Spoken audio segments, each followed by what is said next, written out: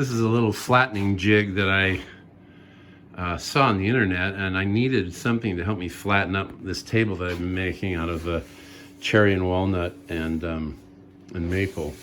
And so it ends up that there was about 1/4 of an inch more walnut that was proud to the rest of the table when I got finished. So I needed to cut it down. This works pretty good. It's routers are not my favorite power tool in the world, but this one works very simply. You buy a specific special bit, a flattening bit, and then this just goes back and forth.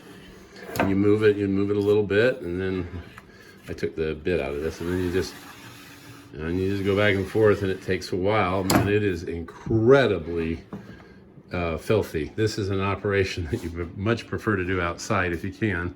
I couldn't. It's the middle of winter here in Utah, so I was up to my ankles in shavings, but did a great job. I mean, this is perfectly flat all the way across.